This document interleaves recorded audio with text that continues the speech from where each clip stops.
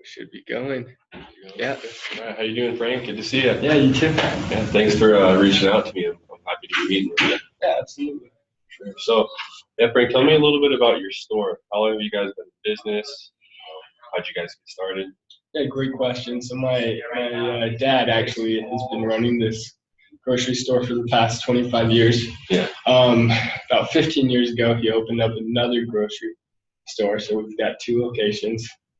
Other than that, I'm just looking to get everything put in place for the next 25 years while I take over. Okay. So I'm redoing a lot of partnerships and reevaluating what our store needs and what our customers want. Very cool. Very cool. Well, tell me a little bit about what you're reevaluating. What are your goals as far as what you want to see happen in the next 25 years? Yeah, so, excuse me. Really, I'm just trying to figure out what the customers want around here. I'd like to increase our revenue, decrease our costs, of course. But I'd like to see more brands of ice cream. Because right now we've only got two, which is Western Family and Blue Bunny, which do nothing for me. Okay. We have done some data research that shows that increasing those brands could be good for our business. Yeah. You're speaking my language now. I love ice cream, so Yeah. I appreciate that you said that those two don't do it for you, because I know, Tillamook, what we've got some really high quality stuff. Tell me a little bit more about some of that market data that you guys gathered. What did that tell you, and what are you kind of hoping to get from us to help you with that? Yeah, not a whole lot. I think a lot of it might just be my own preference, thinking that it might work out if we added in some brands. We have heard from a few customers that we should get some higher quality ice cream in the store, and so that would be preferable. And then there was a second part to your question.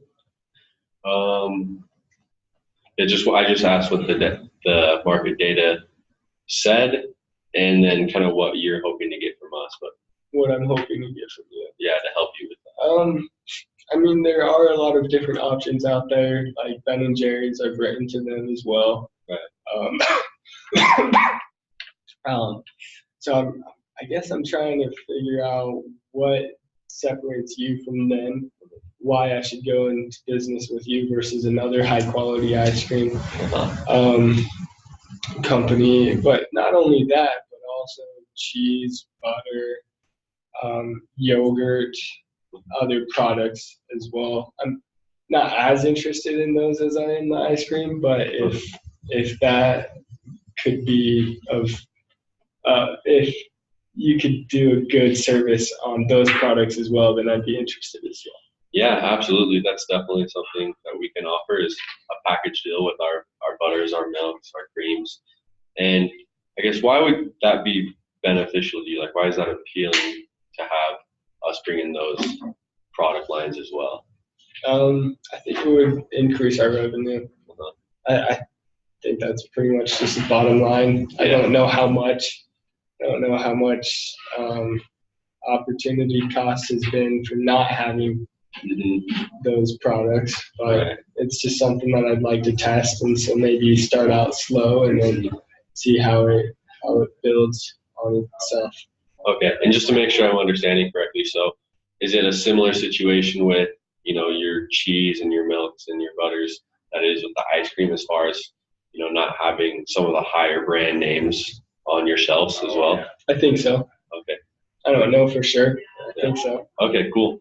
But yeah, that's really good to know. And I loved what you said about the opportunity cost, because we do have a higher end product, and there's a lot of people, like you said, your personal preference is something more towards the brand names, right? And I think that a lot of people might feel that way.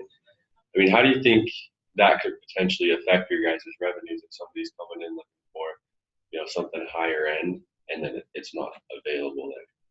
Right. I mean, I don't have an exact number for you, but I do think that that's fair. Right. Someone who's going in looking for some good ice cream, but then it's not there, so then they have to hop on in their car and go to Albertsons. Right. Yeah, and then potentially what can happen from what we've seen from our market research is someone can come to the store to get some ice cream, and then they remember, oh, I need bread or we're out of milk. Yeah. And That's we don't want you important to too. miss out on those opportunities to get additional revenue for somebody who's looking, specifically for something more of a brand name. And what was my follow-up question that was in my head? I don't know. I know. I hate it when that happens. Oh shoot.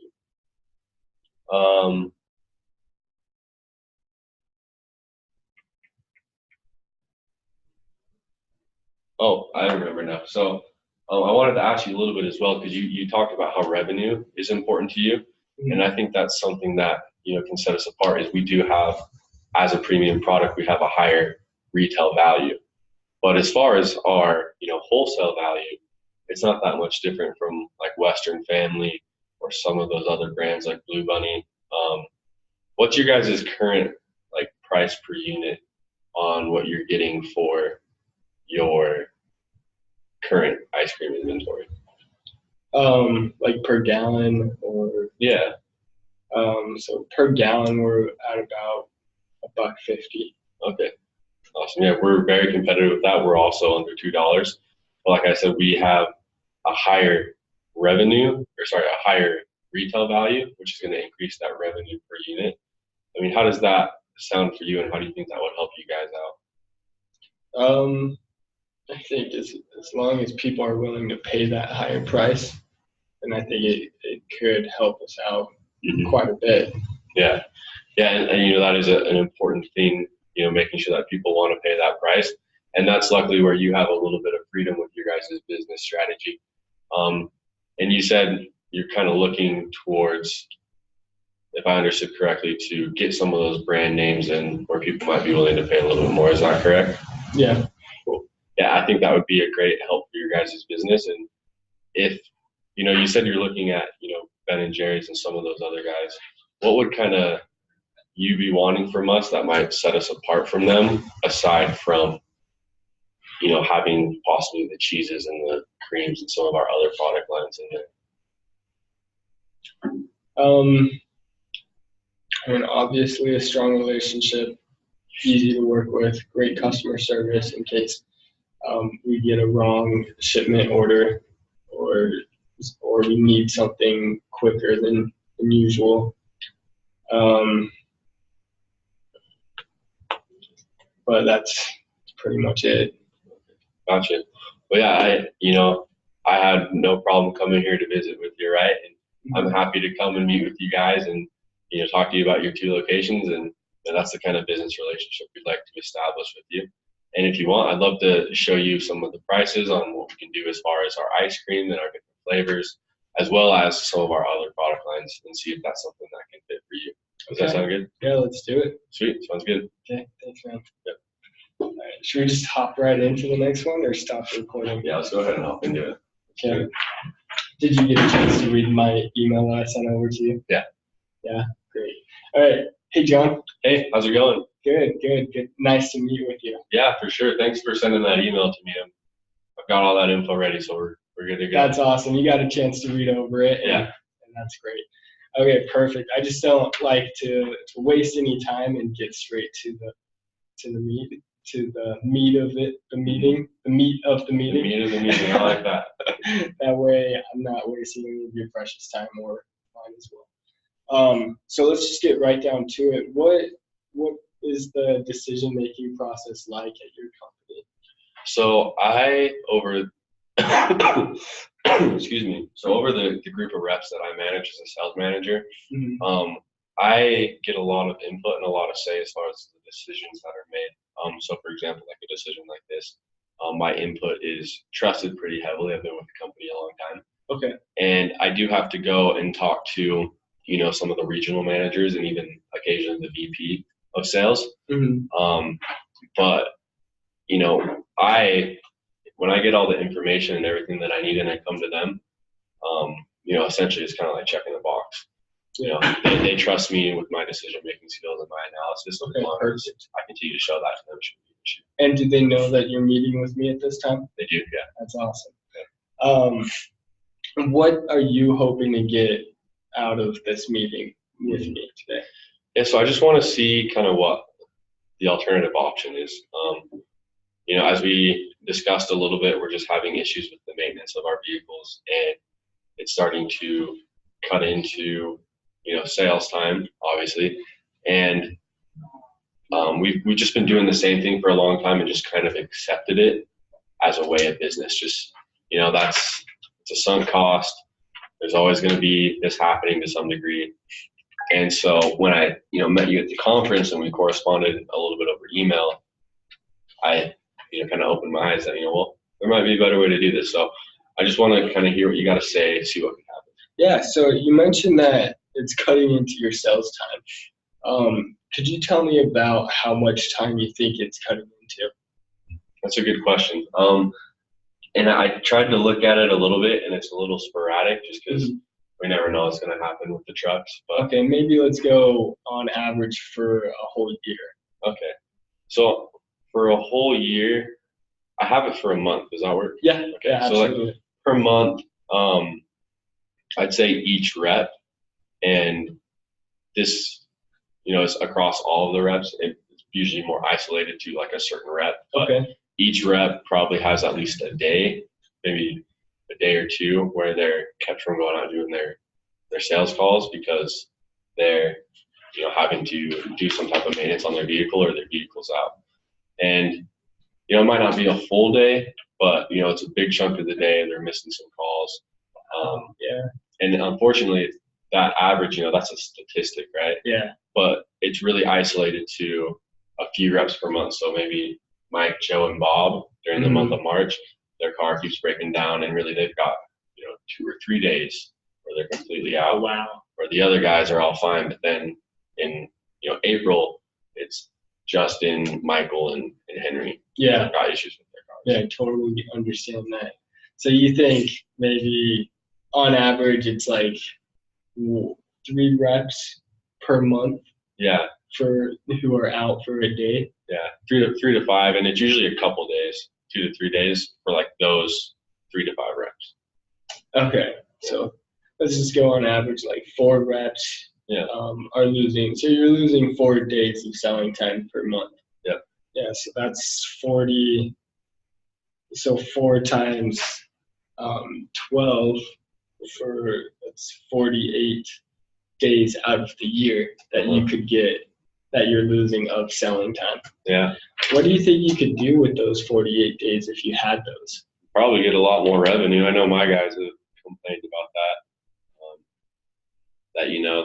They've lost calls, they've lost some of their revenue, and they get pretty frustrated with that. And we try and fix it quickly. Then as soon as we fix one rep, it seems like another rep's got an issue. Yeah, absolutely. And I know it's kind of hard, but if you could assign a dollar amount to that day, what would that be? Man, it can range a lot. It can be anywhere from $1,000 in revenue to upwards of 10 grand. Wow. So I'd say the average is probably around 3 or 4. 3 or 4. It can occasionally be a 10 grand call that they're missing out on. Wow. Okay, so let's just go 3 grand. So 3 grand on average, you're losing 48 days. So 3 times those 48, that's almost $150,000 of lost revenue. Yeah, it's not good. Would that $150,000 of revenue be? Would you like to have that in your pocket? Oh yeah, absolutely. I mean, it's a large company, and my team alone has 85 reps, but yeah, $150K even can make a difference in a quota and on a performance review, and it looks really favorable to the company if you can find an extra $150K. Yeah, no one's going to complain about that. Yeah, absolutely. And so, thinking about this problem, how quickly are you looking to resolve this issue? I mean, I'm in a situation where right now it's kind of expected to have this kind of overhead, for lack of a better word for it, kind of lost.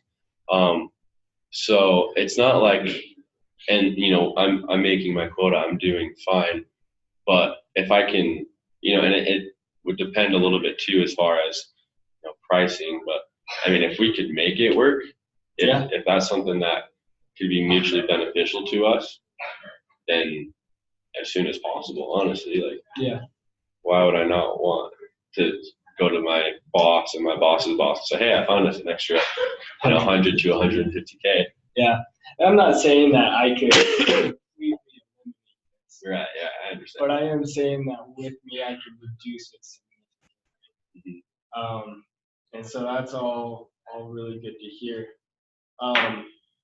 What else do you think would be ideal to get from me? Some maybe certain issues that you've been having with other current suppliers that you don't want to face.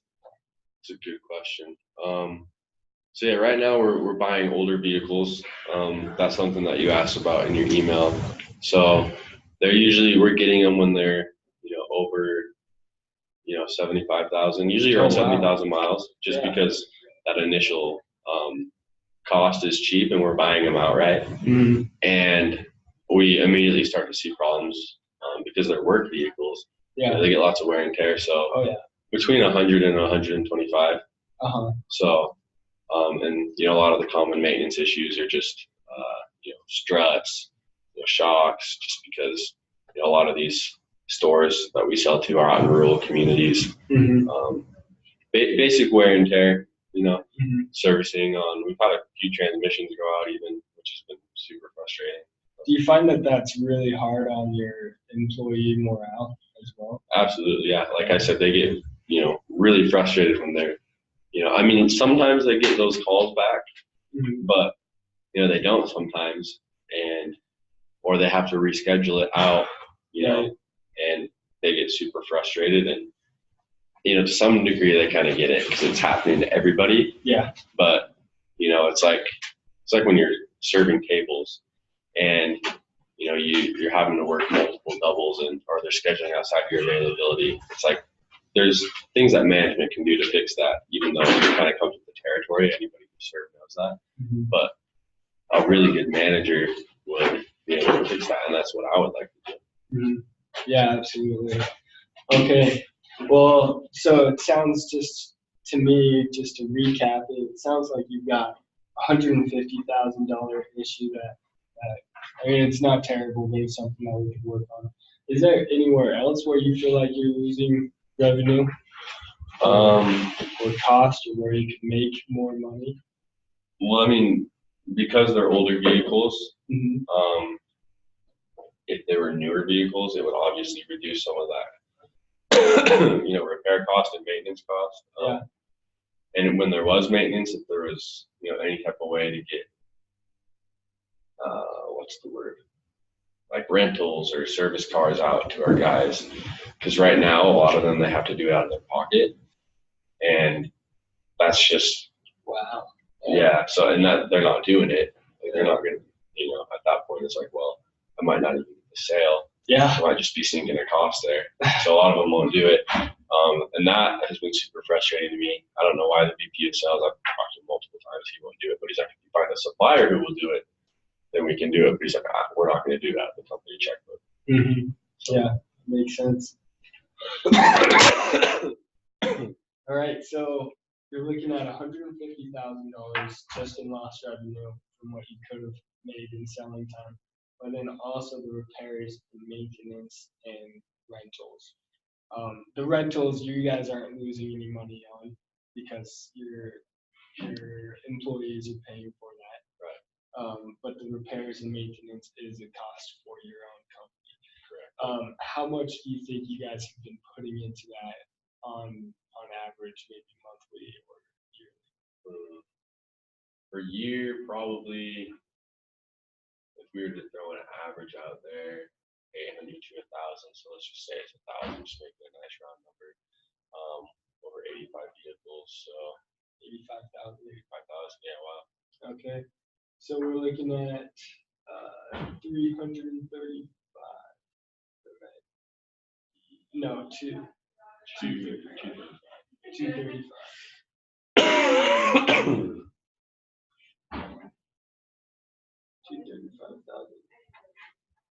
Okay. Well, that looks good from my end. What I'm gonna do now is I'm gonna take all this information. I'm gonna go back to my place and crunch some numbers. And I'll send you an email on the updates. Okay, sounds great. Thank you. All right. Sounds good. And Jason, it was nice to meet with you. Nice to meet you too.